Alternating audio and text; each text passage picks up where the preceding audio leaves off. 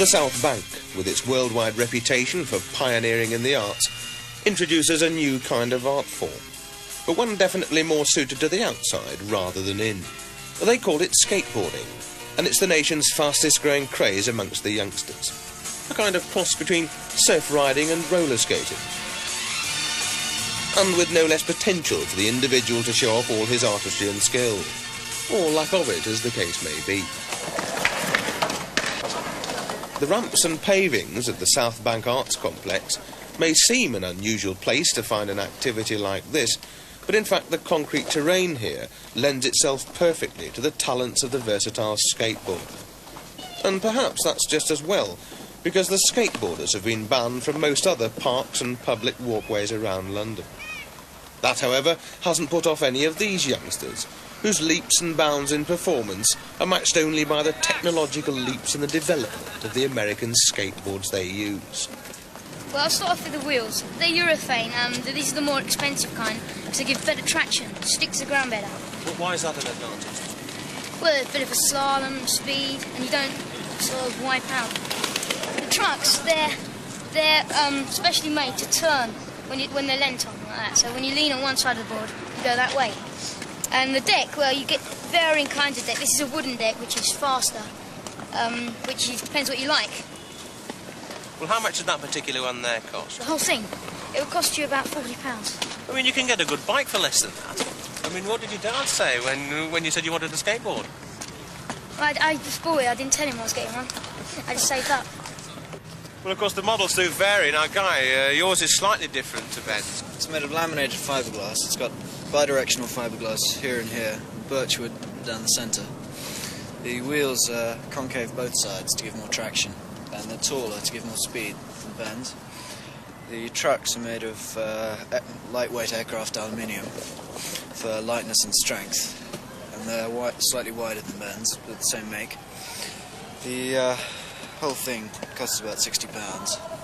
Well, there's a tremendous amount of research gone into these. They're obviously very, very sophisticated things. Not toys, by any means, but... Well, they are sophisticated, yes, at the top end of the market. What's the knack? Just keeping your weight central, really. I mean, for instance, how long did it take you to pick it up? About a week, I suppose. It's one of those pastimes where before you can show off your skills with pride, you've got to suffer a few falls first. When I first came here, a lot of very good people here, and I didn't know how to do it. And, well, I sort of started doing what they were doing, but, of course, they practiced them for ages, and I fell off a lot of times, hurt myself. I mean, you must pick up a lot of cuts and bruises doing this. Yeah, I got this on my shoulder there. It's really nasty.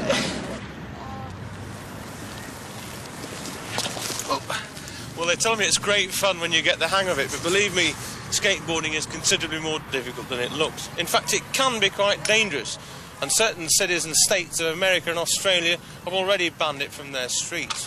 And our safety organisations in this country are getting equally concerned, because it seems that skateboarding, if not done in the right places, can be a killer. They are dangerous because of the latest developments in skateboarding, the urethane wheels, for example, that cause them to travel at something like 40 miles an hour on fast slopes.